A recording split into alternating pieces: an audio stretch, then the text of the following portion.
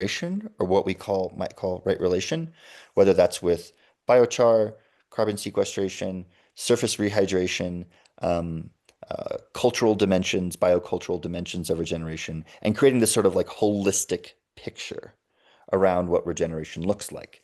Um, and so in that sense, we aren't really a tokenization platform so much, in the sense that we're not just taking our dominant model is to not take existing systems of value and just bring them onto the blockchain. We've worked really hard to make a kind of like decentralized registry first and support with original impact. And part of that motivation was because there was a real crisis in the integrity of the quality of natural assets, particularly in the carbon market and things like that.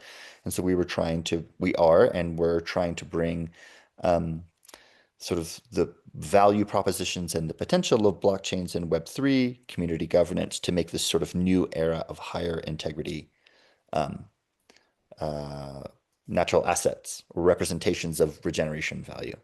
Um, so I don't want to blab your ear off, but I think I would do want to say another version. Like you hear the word tokenization a lot, like in a in a popular set of presentations. Like if you've heard like Bhutan, the king of Bhutan is to like tokenize everything. It's like a kind of like famous comment that he's made multiple times recently, where how can we use these distributed systems to be sort of discrete measures or logs around uh, any number of different dimensions, maybe any number of different kinds of like regenerative capital or around reputation, around people's sort of spiritual um, capacity. And so tokenization in the broader sense is also used as a way of talking about like discrete digital representations that reference back to some physical aspect of social or ecological life that are being logged and held and potentially exchanged through distributed protocols. And that is like a much sort of like broader category around how people are doing some like accounting or indexing around different measures of regeneration, um, whether that be environmental, social, cultural, but even into sort of the spiritual level, as in the case with Bhutan. And that's like a really large space. And our area of focus has primarily been on the sort of regenerative impact space. So then the last point that I'll make as a kind of clarifying offering here is that there's also a usage like the blockchain that Regen runs on is sort of the governance and ownership of this larger distributed ledger is maintained by a token, or you might call it a coin, more accurately, the Regen coin.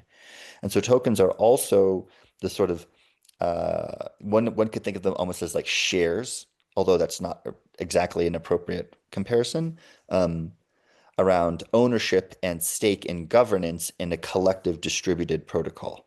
So the ledger where eco credits are anchored, the claims around impact are anchored, how that distributed system operates um, in a non-centralized way is through tokens, which we can understand as sort of like shares of an internet protocol. So those words are incredibly confusing for a lot of people. And a credit we treat as a different thing. A credit is a discrete kind of natural asset. And in our framework, an eco credit is a is composed of a number of different dimensions around human environmental regeneration. And they can build off existing methodologies from Vera and Gold Standard, or they can be completely unique and new. So credits are a different kind of like contain of regenerative value, again, a symbol of right relation.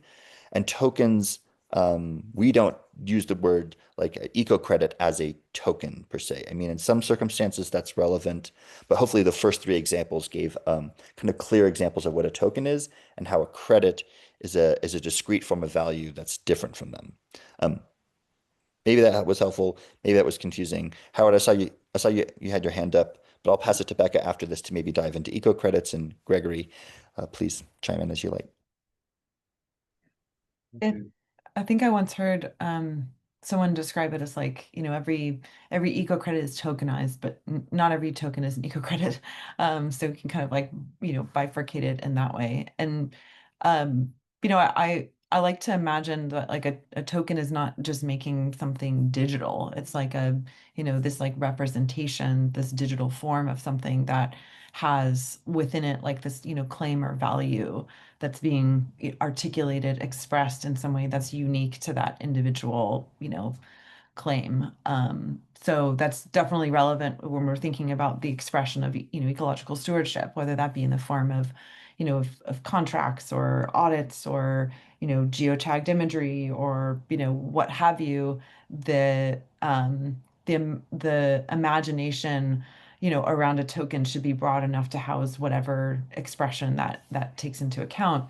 And something that we've done a lot of work around is like once you define what that token is, like let's take an eco credit, you're defining what that like claim is or what's being represented, and who's owning it, what that impact is. Then you're looking at how you're actually like coding that, like what's the descriptors of it, what gives it, its shape and parameters, and that for us exists on our ledger. So, what defines an eco credit? It's start date, it's relevant ecosystems, it's primary benefits, its impacts. And then what I think is exciting, especially now with our abilities with DAO, is the rules that we can create around tokens and therefore with eco credits around how can they be traded, burned, minted, redeemed? Like how do they actually move and hold value? And then the last piece in my mind is kind of like four steps is in linking that back to reality, like linking it back to contracts or linking it back to data or linking it back to photos or reports or something like that. And so I think that just touches on a lot of probably the reality of, Johannes, the work that you're doing, just trying to find the right pieces to put into place around the project that you're doing. So yeah, I'll leave it at that. I feel like there are some interesting, like if we pull out some of the dimensions surrounding like tokens or tokens versus eco credits, I think that could be interesting. But Howard, do you want to ask your question? Then we can pass to Gregory to add some context. Well, thank you. I was actually typing it in the chat, but my question was whether there are examples of tokenizing the capacity of land to catch and hold water, whether there's the ability of soil, measuring the ability of soil to hold water during times of runoff and hold it during drought. That's of very high resilience value in our region and many other places. So one question was about whether there are models we can look at where people have tokenized the soil carbon, its attribute of holding water in place. And my second question was whether there is any tokenization of the biodiversity of the microbiome, whether we have examples of folks who have attached value to improving the health of the microbiome as measured by its biodiversity. I would love to see that, Howard. You should do that. Gregory, I feel like, I mean, you probably have just a bunch of examples pinging in your mind. You There are no live landscape rehydration water credits that I'm aware of in the sense that you're speaking of it. Howard is like a regenerative landscape, water rehydration or hydration credit. I have had some really fun conversations with Zach Weiss, who is a landscape hydrologist and does sort of permaculture inspired landscape rehydration stuff all over the world. And he and Darren Doherty and the Regenerations crew. So there's interest amongst practitioners. I think the challenge is, and I just want to, I don't want to throw like a giant bucket of ice cold water on everything, but I also think it's really worthwhile that people are pretty clear-eyed that, you know, there is not much of a market for these assets that we're talking about yet. And even worse, the further out we get from the current market norms, however grumpy we may be about them. And it does not look like general trends in macroeconomics, societal trends, geopolitics are leading us in the short term towards a world in which there's strong market demand for novel um, instruments like this without us doing quite a bit of work to sort of like prepare the metaphorical soil of demand and people being excited about it. And so I just want to say from the R&D perspective, we spent 8 years essentially trying to build best in class sort of representations of holistic ecological value. I think with the naive assumption that because it's so great, people would buy it. And I think that it's not, we have found that that's not actually true at this moment. And so I just want to, I think grounding this conversation in that reality, right? Which is that, you know, especially being perfectionist about a beautiful symbolic representation of ecological potential, regenerative potential, outcomes, um, is unlikely to solve many of the existential challenges that the land stewards in our communities and we ourselves as individuals or organizations may be facing.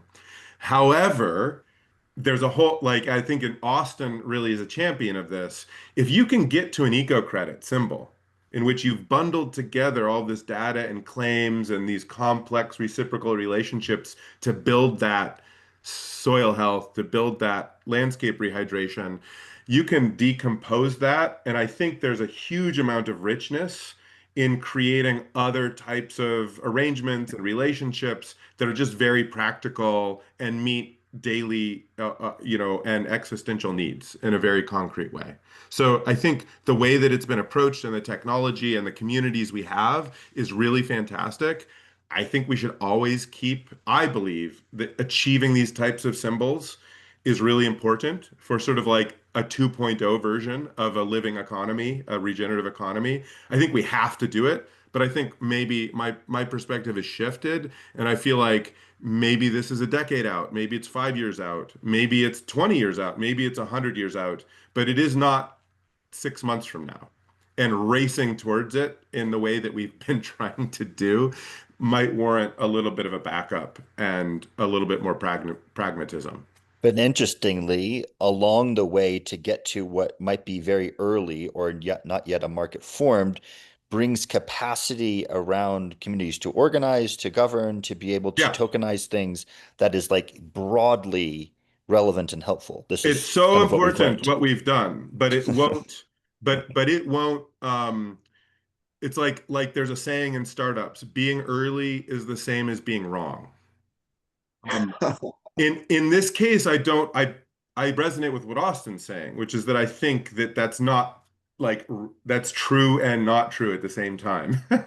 So it's like there's a huge amount of real value and stuff, and so it's like let's keep going, but also I think as a community, being pragmatic and strategic about this is going to just be really important for everybody. I am so grateful for that reality check because I have informed by some of the earlier doctrine in which this holistic approach was centered. But the insight that I brought from my former life is there's a lot of interest at the top of the supply chain in risk management. And anybody that's paying attention knows the risks are very profound for folks in the food and the forestry sector that their supply is going to collapse from dehydration and soil loss. So that was really kind of where I ultimately saw this going, was to demonstrate in a receptive community setting that there's value in building resilience now for what's coming later, but more to the point that this would be a product that could have value because you can't insure business interruption from from failure to be able to purchase from suppliers. So that was where I had seen this going after it was demonstrated. but I very much appreciate it and am quite sobered by your reflections, Gregory. So I will probably put this on the back burner, and maybe it's beyond my horizon, but it seems to me that this resilience credit, so that you're hedging against the loss of capacity to grow food, which I think everyone has an interest in, but maybe not an investment. I would say articulate the word we live in a world in which articulating an idea like that and leveraging the structure and knowledge that you have for how to think about the claims and the credit, you could probably, I would just say, spend a weekend or spend a few days, have fun with it, publish it as a prefigurative blog, as something to do, but before getting, you know, 6 months into bringing it to market, make sure that people are stoked about it and you get a bunch of buyer demand signal. That's more than I wouldn't say just like throw your hands up. I would just say let's be super sanguine about and realistic and pragmatic about where because people are just so flustered. People are just so in emergency mode. And there's like a psychological block to talking about these things, even though maybe those of us on the call can understand this is exactly the time to be investing in your community. This is exactly the moment to be doing these things. But that's yeah, people psychologically have trouble with that, it seems. So we've got some fun questions moving. So I think it'd be nice just to take a minute. Like Leanne is asking, what do people, what does people would buy it mean? And are we talking specifically about carbon credits?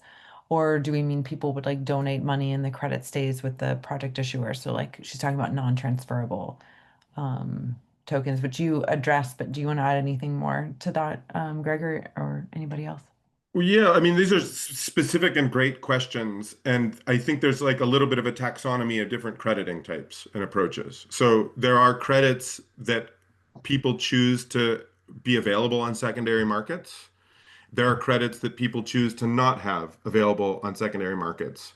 Credits that are not available on secondary markets are more like a payment for results scheme in which both parties are sort of like certified, both in having achieved an action and having paid for the action, so that the graph of responsibility for something, a positive public good or community good being generated is clear.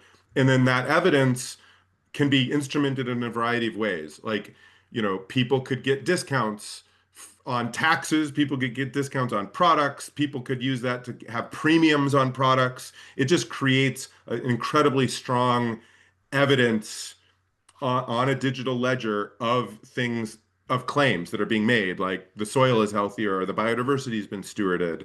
And so that's different from instrumenting a liquid tradable market. It's more like instrumenting, you know, more complex counterparty benefits that, and there's different ways people are doing it, right? And we could talk about the specifics. But then in the case of tradable credits, where this is a unit, somebody sort of like generates it and they issues it, and a buyer could say, I think this is going to be more valuable in 5 years, so I'm buying it now. And then I'm going to hold it and I'm going to resell it, or things like that. You know, the some things are the same and some things are different about those two sort of like approaches to eco credits.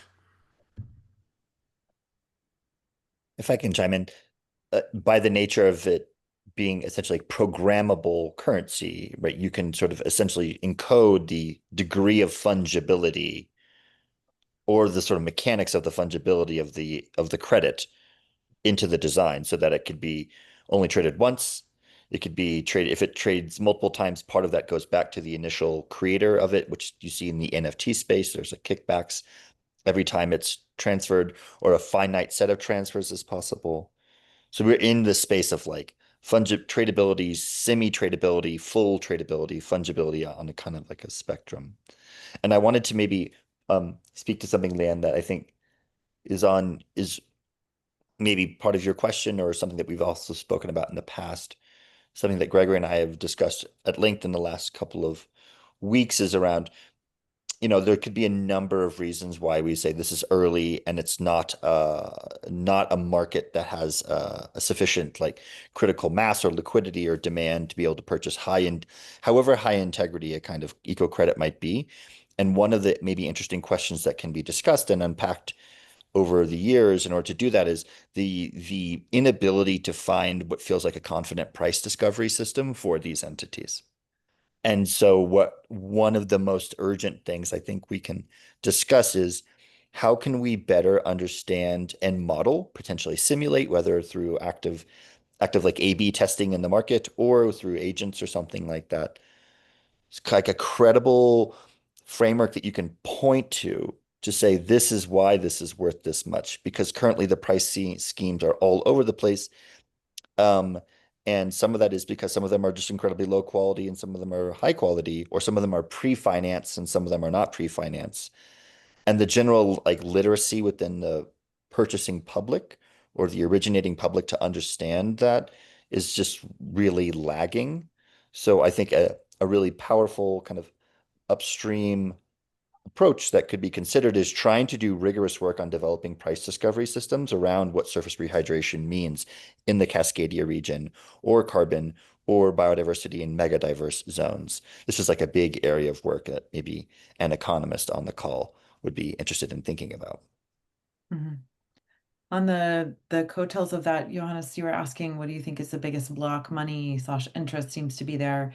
Is it reliable impact verification? And we might all have a bit of a different spin of an answer here, given just experience. What I'm hearing and seeing is that there,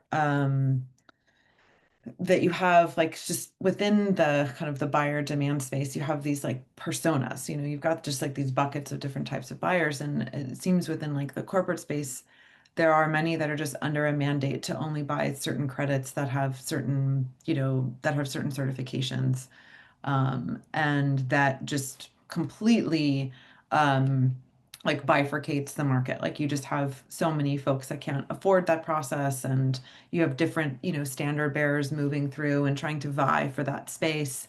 So I feel like that's one thing. The other is that a lot of the buyers don't want to field their own diligence teams. So then that's why they're seeking out, additional audits, ratings agencies, standards to kind of fill that gap.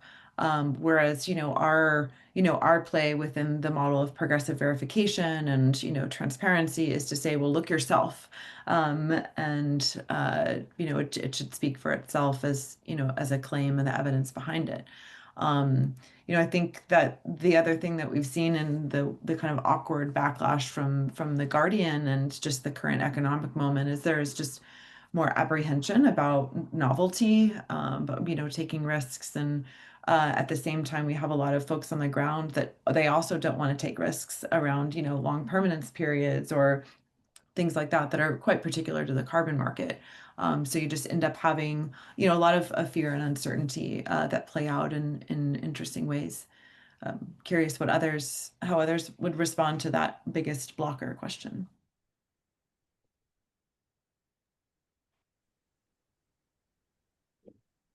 I mean, I do want to say there is a market for all of this, right? And it's just small and it's growing below the rate of inflation. Mm. Just to be clear about like where we are. It's not that there isn't anything happening. So so that thus the like emphasis on creativity and we're just like being realistic about we're not in this like hyper growth situation. We're in a different situation. So yeah, I think I'm particularly excited about and that like people, there's a bunch of people who want, for instance, biocultural credits, which is really exciting. There's work that's happening and growth in that specific subsector in which um, donors are willing to potentially explore linking their payments into these sort of more robust and more community managed and community centric approaches to things. Mm. So that's like a little um, bright light in a way in the middle of this, but it isn't. But I would say it's not yet sort of like a scalable market mechanism in the sense of like, oh yeah, there's going to be a $10 billion market for this that's looking to go fund. It's more like, oh, we can start to transition some really cool avant-garde projects and and potentially though, what's interesting about the approach that's being taken and socialized here is again that we have this set of tools, community-centric tools, open source tools, and like a paradigm that is quite revolutionary. So I'm just thinking of the Amazon Sacred Headwaters context where we've run this biocultural pilot on 10,000 hectares. It's expanding to 40,000 hectares, and all of the communities in the upper Amazon basin that are part of the Amazon Sacred Headwaters represent 20 million hectares.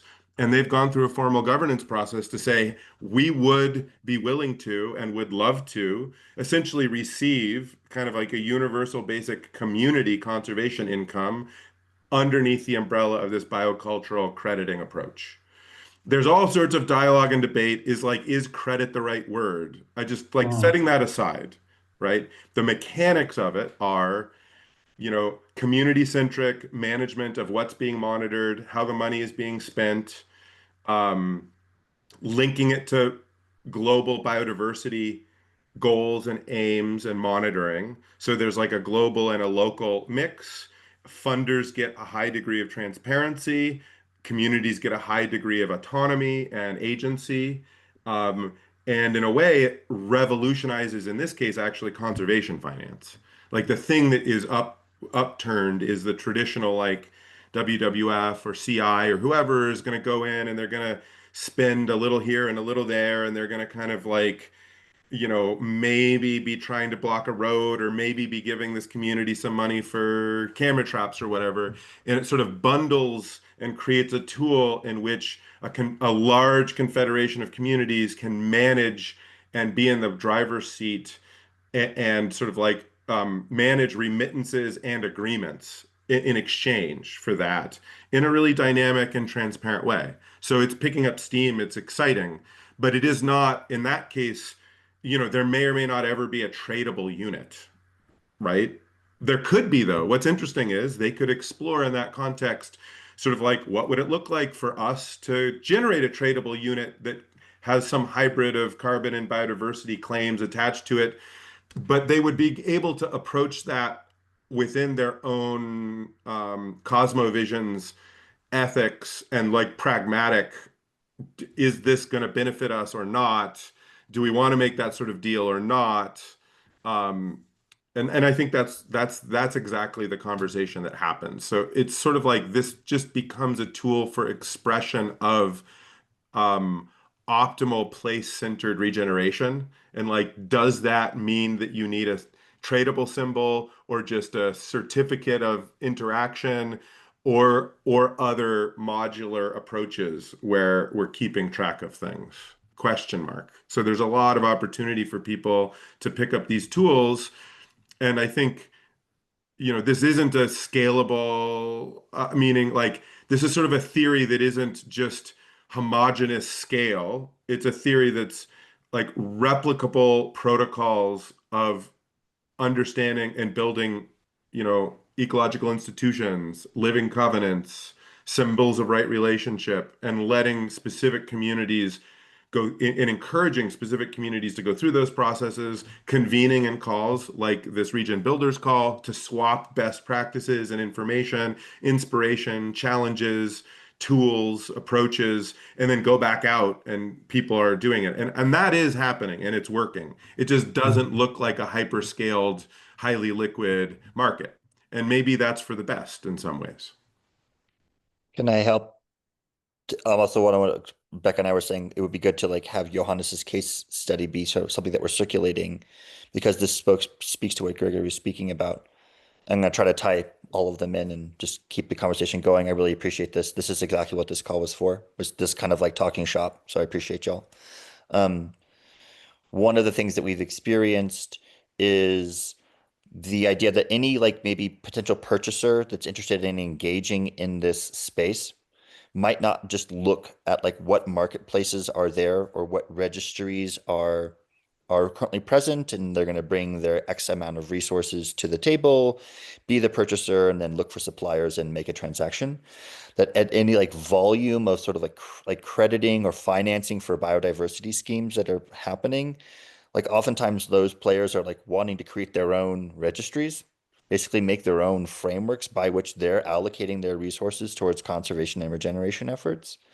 So whereas maybe historically in the kind of climate finance sector, you had a handful of like industry tier impact registries, Gold Standard and Vera are the kind of main most common ones, and they're brokering this market based off of a kind of trust or reputation system. I think we're entering into a space that adds complexity to it, that we have almost a mass proliferation of registries, or any person who might want to purchase one can spin up their own process of defining what that looks like. So they're not just going to market, but they're creating them. They're creating the frameworks by which they're investing, um, and that's been sort of an interesting level of complexity because there's been a mass proliferation of sort of like, regenerative value frameworks that are multiplying, and it's hard to tell what's of integrity and what's not. And one of the things that maybe I wanted to point to Johannes's prompt with, that sort of gets us out of starts talking about tokenization, but gets into a different element, is maybe the element of real estate, where concurrently to the sort of crediting system is the idea that there could be established methodologies, stewardship practices, perhaps based on practice-based regeneration, or maybe more outcome-based. We can talk about the distinction between them, where rather than creating a unique symbolic store of regenerative value in the form of a credit or a particular kind of token, you're essentially arguing that like the asset, the fixed asset that is the real estate, is improved and benefited, so that the value of the real estate in that market as an asset is improved. That, which is to say, a biodiverse, healthy plot of land is more valuable than a barren plot or something like that. So we've seen a number of sort of projects that are in this sort of hybrid space of talking about regenerative real estate and improving asset value of a real estate asset, which as an economy is much more established, as an investment is much less, um, it's much more heard of and much more familiar. But then it enters into a potentially interesting question of like double counting, like if the value of the real estate increases, and that's in some way a store of the regenerative value that's being defined through stewardship, just issuing credits on that at the same time begin to duplicate that. There's multiple stores of value happening. The land price, the credit issued on a marketplace, something like that. So maybe that's an interesting foray into thinking about kind of hybrid models about where is the value being held within your project. And you're talking about hectareage of land, it's privately owned. So that's what makes me bring this up. But there's some interesting precedents around coupling, sort of stacking crediting on top of a kind of real estate approach. So maybe there's a blended financial set of assets here, and that in the spirit of discovering the market, educating the market, realizing that this is early and not being delusional about that, what kind of Mm. blended approaches might make sense that speak to a more conventional investment model while also stoking the capacity for this maybe early crediting model to come into formation. Oh, yeah, thanks. Appreciate it. Awesome. Becca, I'm not sure what Yeah, stands out. Johannes has got like a beautiful canonical example of like an eco credit project. exactly. Yeah. So I The would love, Johannes, if you just like give us kind of the quick and dirty. So if you're thinking about like, what's kind of like the claim here that you were describing. And it's obviously The holistic in case. nature, and then like what work has been done to date and what are the kind of parameters. Yeah, let me share my screen. Maybe that helps. Great. Um, cool. So just to give you guys like a visual, can you see my screen? Yeah, you're great. yes, Yes. Great. So basically, what we're talking about is this is the piece of land, just that you get kind of like a layout of what it is. It's a valley. there's water flowing through, there is on the lower ends, there is some beautiful indigenous forest, there's 2 patches of indigenous forest. But then let me just switch to another map that shows it more clearly.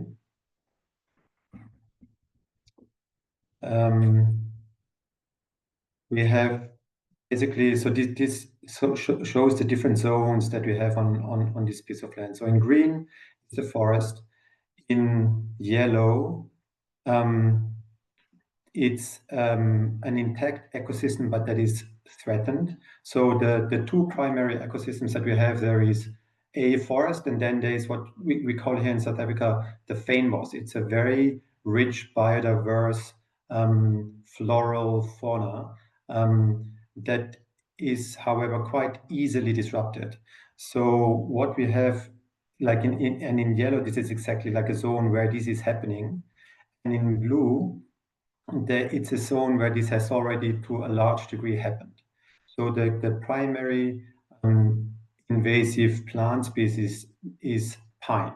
So there are pine plantations close by, and the pine over the years has just spread into these areas. And in the yellow area, there's also like some other plant species that are invading. So now basically the idea is to, oh yeah, maybe it's worth noting that in the north, like bordering to the north here is a, or maybe I can quickly switch up. Like it's kind of like integrates into other conservation areas that are happening in the area. So there's the Garden Route National Park. It's a massive national park that is run by the province. But then there are also other private nature reserves that are being sort of like that have established themselves over time. And what we want to do with this project is take this big piece of land here, or big in relation to, well, yeah, it's kind of big, it's 450 hectares, and help to bring back the land to its natural state, like basically take out invasive species, and through that improve the biodiversity, improve water resilience and the water flow for on the land, but then also like downstream, create a buffer zone for the national park that is right in the back that suffers from the same issue, right? They also there, obviously, like they have this plant species that just propagate into this national park, and in the end also to create or contribute to a corridor that would then lead from the ocean in the south through these water systems up to the more mountainous areas in the north. So now basically the issue that we are facing is it's summarized in basically money, right? Like or support, or not even it's not even like all about just like it's really like support in the wider sense. That first of all for this project, or not actually like taking one step back, the there are many, as I mentioned before, this is an area of South Africa where people are very ecologically conscious, and they are very aware of the ecological treasures that they actually have right in front of their eyes, but they feel just very like they don't have the funds available and the tools available to actually go about Okay. taking care of it. So what I'm really interested in is through this like project to discover if there are other ways of funding such initiatives than just through donor money, or basically privately funded initiatives. Is there something more like integrated or more sustainable that can have longer time horizons, that can trigger longer conservation efforts in this way? So that's sort of like the angle that I'm coming from. And yeah, handing over to you, Becca. open for any questions. Yeah, that's awesome. Thank you for sharing. I feel like it would be great to like just hear from others, like how, given the conversation at hand and what like the dimensions and dynamics are, like what are some of the key questions that come up from others? What are some of the like the questions that you're holding, Johannes, that you're like, oh, I'm not sure about this, or this feels challenging for me to explore, package up, monitor, like approach in pitch conversations. I'm happy to chime in. I'm gonna have to, I have a meeting, so I'm gonna be a little in and out here. So just to sort of like honor Johannes's time here and give a little quick feedback. Um, well, my first thoughts are essentially that my first thoughts are that thinking through beneficiaries really clearly, making a clear list of beneficiaries, and then mapping and linking those beneficiaries with the specific ecosystem services generated through the regeneration and restoration of the project would be really fruitful. Because I think Mhm. then you can take that in a well structured way and sort of segment them, group them, and then start having conversations with them about um, you know the benefits that can be generated, and you can start ideating on how to make sort of a reciprocal relationship with each of those beneficiaries. And in this case, you can start to scaffold in and say, okay, I want 20% of the project funding or something to come from downstream beneficiaries or specific stakeholders. um, like in my case, I've been working on trying to build relationships in my local region with the Audubon Society and some other folks who really care about migratory bird corridors and things like that, right? Just like, where are the specific beneficiaries? Who are they? How does it benefit? And just like run through that process and try to be clear about how much of your budget you start to feel like could get covered by those specific beneficiaries, and ask the question, what do they need in return, both from stewardship actions or outcomes, but also in terms of reporting and kind of like legal contracts.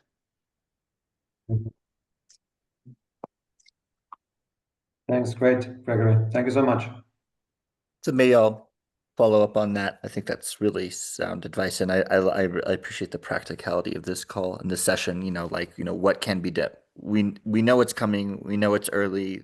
A lot of things have to be aligned in order for that to feel like financing is possible. And obviously, Regen Network has a pre-financing option, which has worked to an extent, but that it's largely because of there's no shortcut to relationship building with potential purchasers. Like the market doesn't resolve that end of the building a relationship. And in essence, we're trying to develop a system of value around regeneration that is non-transactional but is relational. And that means you have to build relationships with the source of the regeneration and the, the sink or the purchaser, the originator and the purchaser. Like there's no shortcut to building the relationship. And so maybe it comes into like what needs to be in hand for you, Johannes, or your constituency as originators of regeneration to be able to build a relationship and to be able to build a compelling narrative with potential purchasers or like consumers of this impact, so to speak. Um, and storytelling is at a root level. I mean, we can talk about market mechanics and we can talk about evaluation of natural assets in various forms and investment models and the economies of that and like the kind of whole quant world of financing this. And there's unambiguously like we're trying to augment storytelling using rigorous monitoring, data, sensors, camera traps, etc. But you can think of it ultimately as like this is a relational system of value. And Yeah. I'm not saying it's exclusively that. We're Mm. working to creating a new kind of economic paradigm, but along the way, I mean, these are stories we tell, the stories the investors tell themselves, the purchasers tell themselves, and the stories the originators tell. So I just want to emphasize, like, in a scenario like this, like as you just introduced this project to us, you introduced the sort of different eco zones their composition, contextualizing it in the larger sort of challenge of biodiversity within this region of South Africa. Mhm. And so um, one of the learnings that I think Regen Network has had is by too quickly going into a sort of the discrete form of the credit, Mm. you we undermine the ability to tell a kind of story. Like it's getting directly to like the final form, but along the way, we're building relationships and telling a story, and that's impactful.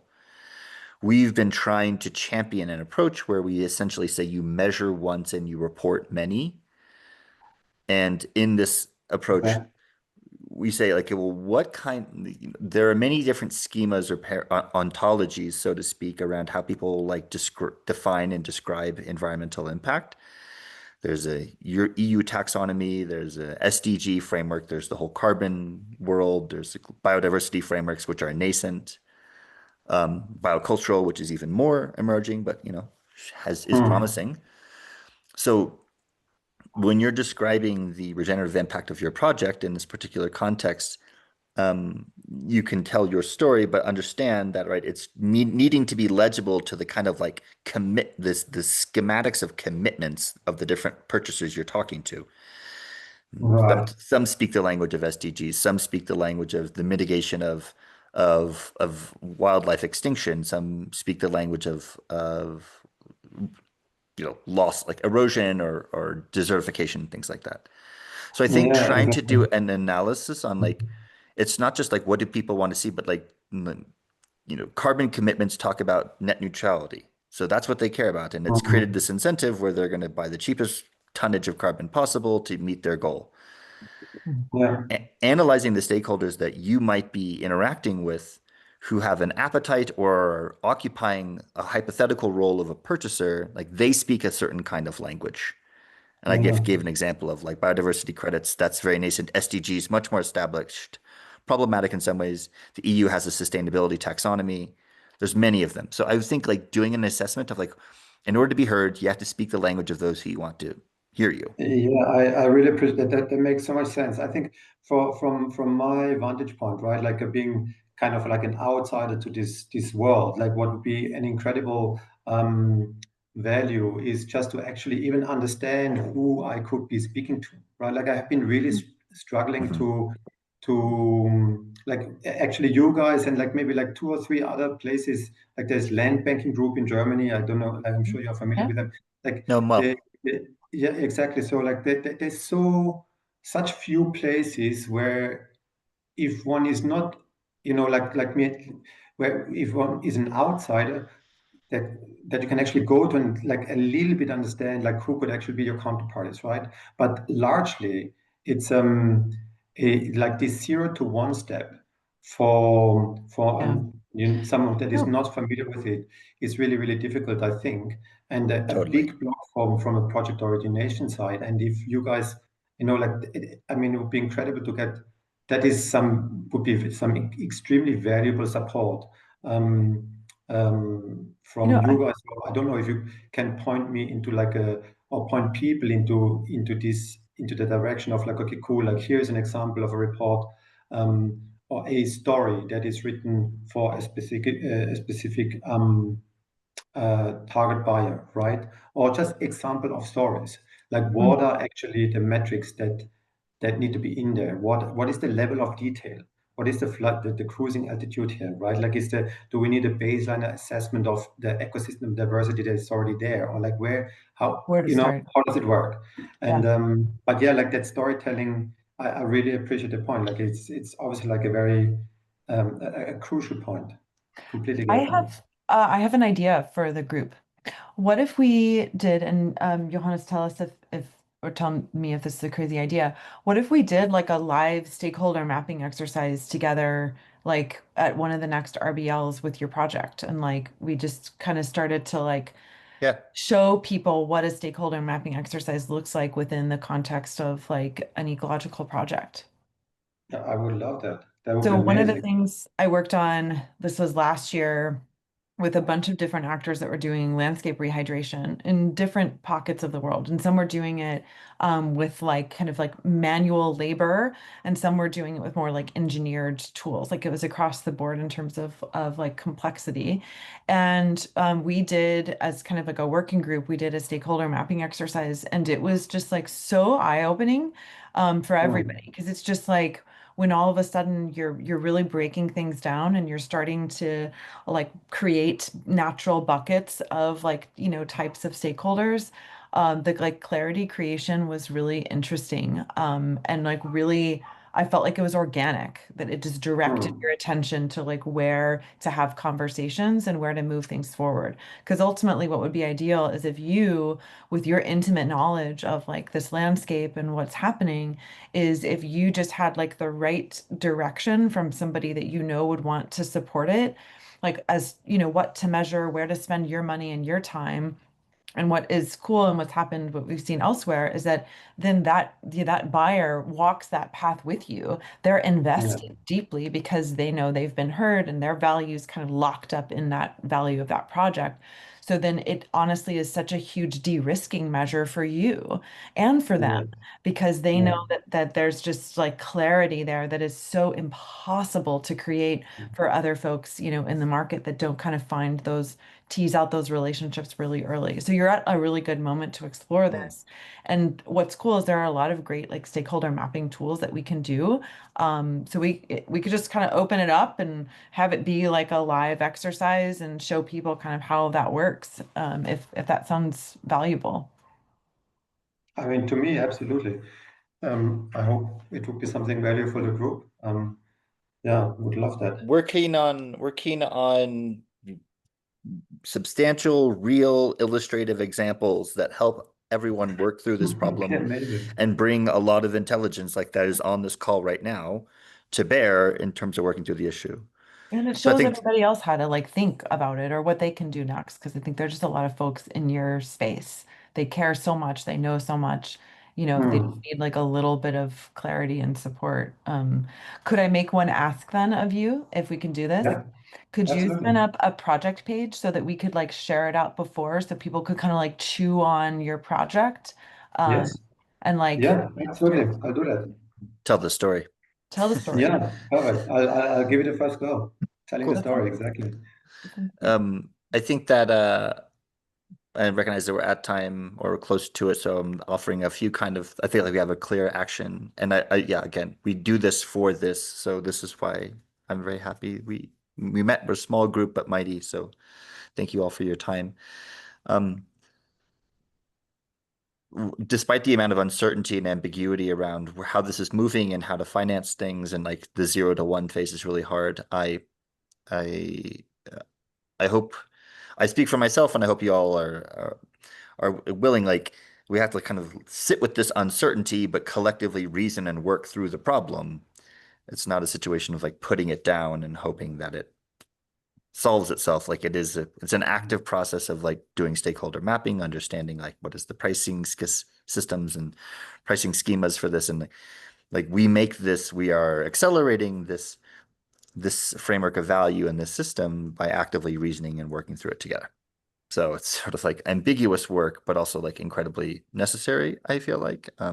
Hmm. So I feel like uh, the space of Regen Builder Lab is intended to be a place where we can kind of sit and work through that, recognizing there aren't like clear answers or the market's not there yet, but yet we're active agents in trying to induce that to happen. Mhm. I also would love, Jim, at a next session for you to take 5 minutes to share about your cigarette butt tokens, because that just sounds like really awesome and impactful. Yeah, you had me at cigarette butt tokens. Yeah. Um, I appreciate everybody's time. Like know that this space is meant to just hold value for those that are like really, you know, practitioners. You're doing the work. So if there are ideas or thoughts along the way, please tell us, share your ideas, and know that you can drop into these spaces too, with like, hey, I want to take, 2 minutes to share about my project or what's going on. It's meant to be spacious enough for different needs and different topics. And I think that there's going to be something on the horizon from Regen Foundation that they'll be sharing about some exciting new work that's coming out that you can physically hold and open and thumb pages through. Like, what's that like even anymore? So lots of stuff to look forward to. And I guess we'll see you guys all in November. Great, thank you very much. Yeah, really, really appreciated this session. It can sometimes feel a little bit lonely, and like what this call Yeah, gave me, it was just like a lot of energy. So thank you very much. Great. much appreciated. Thank you Bye all. Thanks, bye. everyone. Take care. Ciao.